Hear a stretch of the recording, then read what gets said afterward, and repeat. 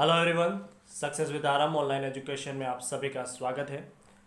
आज हम शुरू कर रहे हैं राजस्थान के आर्ट एंड कल्चर की सीरीज, जिसमें हम राजस्थान की कला एवं संस्कृति के बारे में तमाम पहलुओं को जानेंगे। इस सीरीज में आपको आर्ट एंड कल्चर की तमाम टॉपिक को एक डेप्थ में गहराई से हम इसे कराने की कोशिश करेंगे, ताकि जितने भी एग्ज़ाम में एक्सपेक्टेड प्रश्न बन सकते हैं वो बन जाए। तो आज हमारा टॉपिक है राजस्थान की बावड़ियाँ। देखो, राजस्थान की बावड़ियों से एक बात समझ लेनी चाहिए कि बावड़ी क्या है। इसको अनेक नामों से बुलाया गया है, जिसमें से बावड़ी कहा गया है, कहीं पर इसे वापी कहा गया है, कहाँ पर इसे कुंड कहा गया है, कहीं पर इसे जलकुंड कहा गया है, कहीं पर इसे अरहट कहा गया है। तो तमाम नाम जल संचय की पद्धति से संबंधित है। तमाम नाम जल संचय की पद्धति से संबंधित है। तो शुरू करते हैं। अभी इस लेक्चर को एक एक करके इस तमाम पहलुओं को समझाने की कोशिश करूंगा। सबसे पहले चलते हैं कि बावड़ी होती क्या है। तो एक तरह से एक बावड़ी का अर्थ होता है विशेष कुआं, विशेष कुआं, ठीक है, वेल्स। तो बावड़ी को हम कुआं कहते हैं या वेल कहते हैं अंग्रेजी में। तो बावड़ी शब्द को हम समझ सकते हैं। उसी तरह से हम देखेंगे रहट। रहट को भी एक तरह से कुएं से हमें दर्शा सकते हैं। तो कुआं और बावड़ी को आप समझ चुके हैं। उसके बाद हम देखते हैं इनको कौन लेकर आया। तो इन्हें लेने वाले थे शक। शक शासक थे जो विदेशी आक्रांता के रूप में आए थे, लेकिन भारत की संस्कृति में घुल मिल गए और यहाँ पर रहकर इन्होंने अपनी संस्कृति और भारतीय संस्कृति का विकास किया। तो शक लेकर आए थे बावड़ी को। बावड़ी को प्राचीन नाम शकधू कहा जाता है, जिसे शक देशों का देश कहा जाता है। शकधू मतलब शक देश का कुआं, शक देशों का कुआं, जिसे शकधू कहा जाता है। रहट, रहट का अर्थ भी होता है कुआं, विशेष प्रकार का जल संचयन का पद्धति। तो रहट का प्राचीन नाम ककंधू, ककंधू कहा जाता है। करकंधू, जो कि एक साधारण रूप से इसे माना जाता है कि कर्क देश का कुआं। कर्क देश कहाँ पर है? तो कर्क देश का जो लोकेशन था पहले, ईरान के दक्षिण पश्चिम में अवस्थित जो देश है, ईरान के दक्षिण पश्चिम में जो अवस्थित देश है, उसे करकंधू के नाम से जाना गया था। अरहट क्या है? यह भी एक शब्दावली कई परीक्षाओं में पूछी गई है तमाम, जिसमें हम कह सकते हैं कि सेकंड ग्रेड में भी पूछा गया और आरएएस में भी यह पूछा गया है। अरहट, अरहट का अर्थ होता है प्राचीन जल संचयन का साधन, प्राचीन जल संचयन का स्रोत, प्राचीन जल संचयन की पद्धति। ये तमाम नाम अरहट से संबंधित है। तो रहट का ही एक अपभ्रंश कह सकते हैं इसे है, रहट का ही अपभ्रंश कह सकते हैं, रहट का ही अपभ्रंश कह सकते हैं अरहट को, जो कि प्राचीन जल संचय से संबंधित है, प्राचीन जल संचयन स्रोत से संबंधित है। ठीक है। एक आपको एक शब्दावली और मिलेगी जो हम बार बार पढ़ेंगे, इसे कहते हैं वापी। वापी शब्द भी बावड़ी रहट से संबंधित ही है, सेम कह सकते हैं उसे कि विशेष कुआं है, लेकिन ये ज़्यादातर गुजरात और मारवाड़ में प्रचलित है। यह भी जल स्रोत का एक बहुत बड़ा साधन है। ठीक है, तो इसे इस तरह से समझ सकते हैं। जो रहट है उसको तो बाणभट्ट ने भी अपने अभिलेखों में बताया कि रहट क्या है। अपनी जो उनका एक महत्वपूर्ण लेख था उसको कहते हैं हर्षचरित्र। हर्षचरित्र में उन्होंने लिखा कि रहट का उल्लेख भी करने की पूरी कोशिश की है। अब आगे बढ़ते हैं दोस्तों। भीनमाल का संबंध बावड़ियों के संबंध में क्या है? तो भीनमाल का जो संबंध हम देखें बावड़ियों के संबंध में, या इसकी विशेषता देखें बावड़ियों के संबंध में, तो सबसे पहले जान लेते हैं भीनमाल है कहाँ। तो जालोर में भीनमाल अवस्थित है और यहाँ पर शकों का शासन रहा है। ठीक है, जालोर में भीनमाल अवस्थित है और यहाँ पर शकों का शासन रहा है, इसलिए भीनमाल अपनी वापी निर्माण कला के लिए मध्यकाल में बहुत फेमस था। इसलिए भीनमाल अपनी वापी निर्माण कला के लिए मध्यकाल में बहुत प्रसिद्ध था। तो इसका एक बहुत इंपॉर्टेंस हमें देखने को मिला कि वापी निर्माण कला के लिए प्रसिद्ध था। और कब था ये? मिडावल एज में। तो यहाँ पर दो चीज़ें हमें जानकारी मिलती है, शकों का शासन था और वापी निर्माण कला के लिए भी बहुत प्रसिद्ध था भीनमाल, जो कि मध्यकाल तक रहा था। हिंदी में जिसे हम कह सकते हैं कि बावड़ी, उसी तरह से संस्कृत में बावड़ी को वापी कहा गया है। तो हिंदी में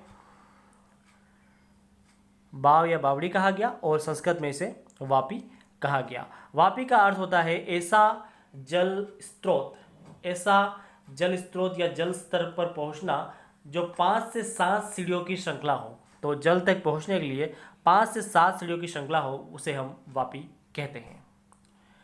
अब आगे बढ़ते हैं दोस्तों। वापी को अंग्रेजी में स्टेप ऑफ वेल्स भी कहा गया है। स्टेप वेल्स का मतलब होता है कि सीढ़ियों वाला कुआं। और स्टेप ऑफ वेल्स सिटी के नाम से बूंदी शहर को प्रसिद्धि मिली है। Step of wells city in Rajasthan, Bundi शहर को प्रसिद्धि मिली है और ये एक तरह से वापी ही थी।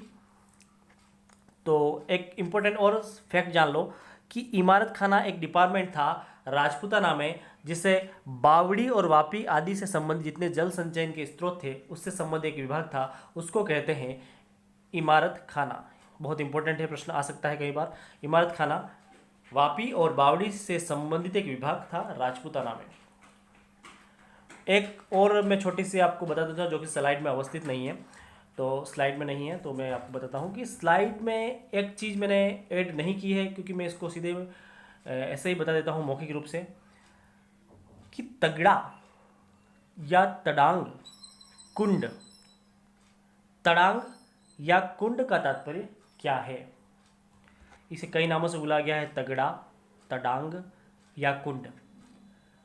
उन जल भंडारों से है इसका तात्पर्य जिनमें वर्षा काल का जल संचयित किया जाता है और जमीन के नीचे का जल की धाराएं कुंड में हमेशा बहती रहती हैं।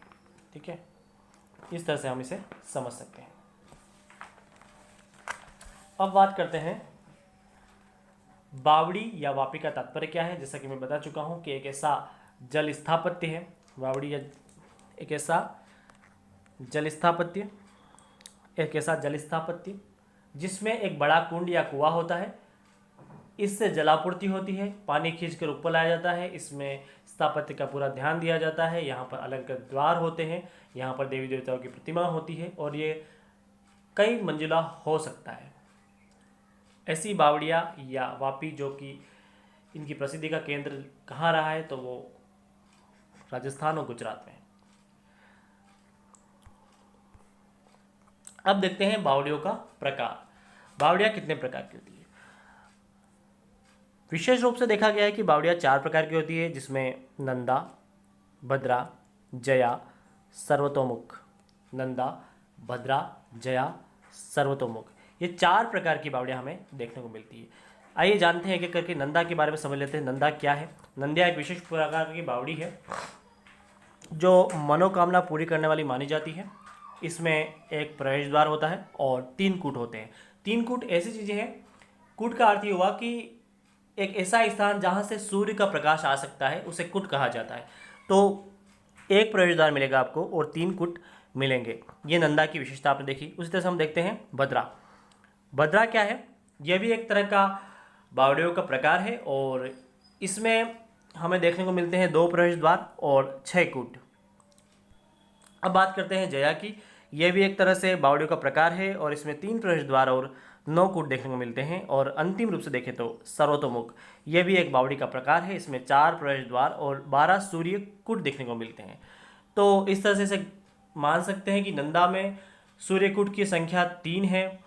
वहीं हम बात करेंगे भद्रा में सूर्यकूट की संख्या 6 है, जया में सूर्यकूट की संख्या 9 है और सर्वतोमुख में सूर्यकूट की संख्या 12 है। मतलब लगातार बढ़ती जा रही है। 3 से फिर 6 हुआ, 6 से फिर 9, 9 से 12, लगातार एक मल्टीपल वे में बढ़ रही है।